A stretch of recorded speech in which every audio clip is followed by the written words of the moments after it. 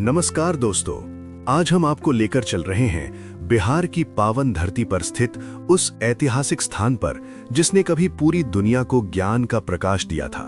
ये स्थान है विक्रमशिला महाविहार।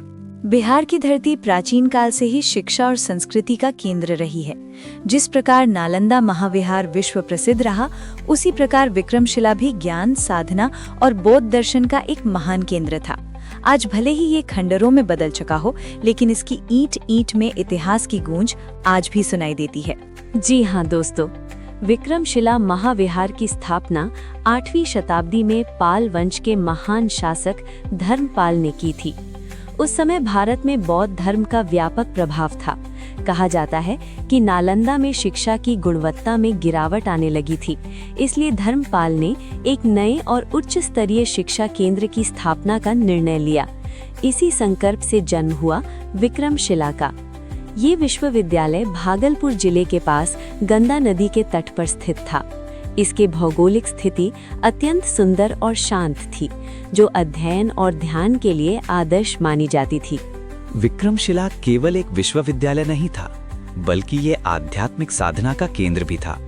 यहाँ बौद्ध धर्म की वज्रयान शाखा की विशेष शिक्षा दी जाती थी। यहाँ पढ़ाए जाने वाले प्रमुख विषय थे बौद्ध दर्शन, व्याकरण, तर्कशास्त्र, तत्वज्ञान, संस्कृत साहित्य, ध्यान और साधना। यहाँ लगभग 100 से अधिक शिक्षक और 1000 से अधिक विद्यार्थी अध्ययन करते थे। प्रवेश लेना आसान नहीं था, छात्रों को कठोर परीक्षा से गुजरना पड़ता था।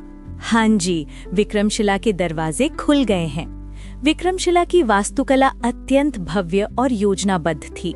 इसका मुख्य परिसर एक विशाल चौकोर संरचना में बना था। बीच में एक बड़ा स्तूप था और चारों ओर कक्ष एवं प्रकोष्ठ बने हुए थे।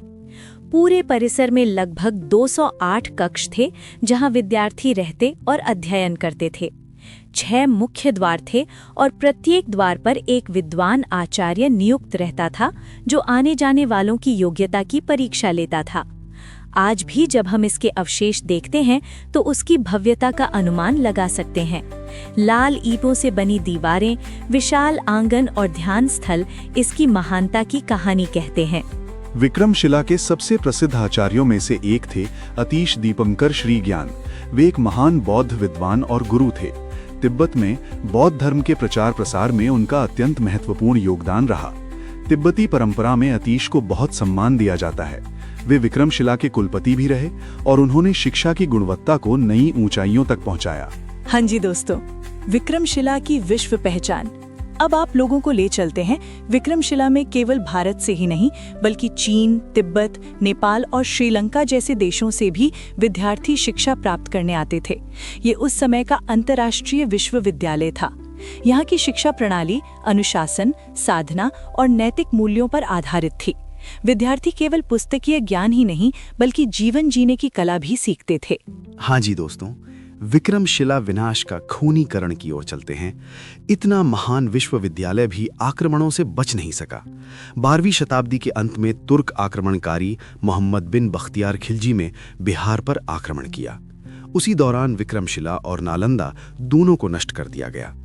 पुस्तकालयों को आग लगा दी गई, हजारों पांडुलिपियां जलकर राख हो गईं। ये भारत के शिक्षा इतिहास की सबसे दुखद घटनाओं में से एक मानी जाती है। जी हाँ दोस्तों, आपको लेकर चलते हैं आज के विक्रमशिला की ओर। आज विक्रमशिला के अवशेष भारतीय पुरातत्व सर्वेक्षण द्वारा संरक्षित हैं। यहाँ खुदाई के दौरान कई महत्वपूर्ण संरचनाएं और मूर्तियां प्राप्त हुई हैं। ये स्थान आज एक पर्यटन स्थल के रूप में विकसित हो रहा है। हर वर्ष हजारों पर्यटक और इतिहास प्रेमी यहाँ आते हैं और प्राचीन भारत की शिक्षा व्यवस्था को समझने का प्रयास करते हैं। बिहार सरकार और केंद्र सरकार मिलकर इसे फिर से एक शिक्षा केंद्र के रूप में विकसित करने की दिशा में प्रयास कर रही हैं। आधुनिक विक्रमशिला विश्वविद्यालय की स्थापना की योजना भी बनाई गई है, जिससे इस ऐतिहासिक धरोहर को पुनर्जीवित किया जा सके। जी हाँ दोस्तों, चलते हैं विक्रमशिला के सांस्कृतिक परंपराओं की ओर। विक्रमशिला केवल ईंट पत्थरों का ढांचा नहीं है, ये भारत की बौद्धिक परंपरा, सहिष्णुता और ज्ञान की साधना का प्रतीक है। ये हमें सिखाता है कि भारत प्राचीन काल से ही विश्व गुरु रहा है। यहाँ ज्ञान को सबसे बड़ा धन माना जाता था। शिक्षा का उद्देश्य केवल रोजगार नहीं बल्कि आत्मविकास और समाज की सेवा था।